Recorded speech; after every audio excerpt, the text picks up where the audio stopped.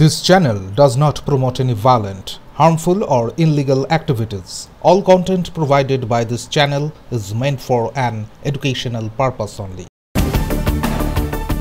Share বাজারে লগ্নির নামে ৩০০ কোটি টাকার প্রতারণার অভিযোগে আরামবাগে একযোগে ৯ জায়গায় হানা দিয়েছে ইডি। পোর্টফোলিও ম্যানেজমেন্ট সার্ভিসের নামে মূল টাকার ২৪% বছরে রিটার্ন দেওয়া হবে। টোপ দিয়ে বাজার থেকে প্রায় ৩০০ কোটি টাকা তোলে সংস্থাটি। প্রতারিতদের মধ্যে বহু প্রভাবশালী ব্যক্তিও রয়েছেন। শুধু পশ্চিমবঙ্গ নয়, মহারাষ্ট্র, বিহার, উড়িষ্যা থেকেও অন্তত ৬ থেকে ৭ হাজার ব্যক্তি প্রতারণার শিকার হয়েছেন। কিছুদিন আগে ওড়িশা পুলিশ সংস্থার কর্ণধার সৈয়দ জাইজুর রহমানকে গ্রেফতার করে। তিনি এখন ওড়িশার জেলে বন্দী রয়েছেন। আরামবাগের এলএফএস ব্রোকিং সংস্থার কর্ণধার জাইজুর রহমানকে একটি রিসর্ট সহ দিলীপ মাইতি, সাহিল শেখ, অলোক কুন্ডু এবং সৌরভ অধিকারীর বাড়িতে বৃহস্পতিবার সকালে পৌঁছে যান ইডির অফিসাররা। প্রতারিতরা বিভিন্ন থানায় অভিযোগ দায়ের করেছেন। সেই অভিযোগের ভিত্তিতে ইডির এই হানা বলে খবর।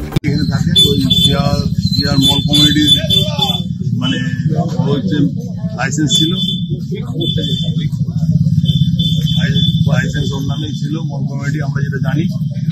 আর সেই হিসাবে ইডি পুলিশ নিয়ে এখানে হানা দিয়েছে এবং অনেক জায়গায় হানা দিয়েছে শুনছি।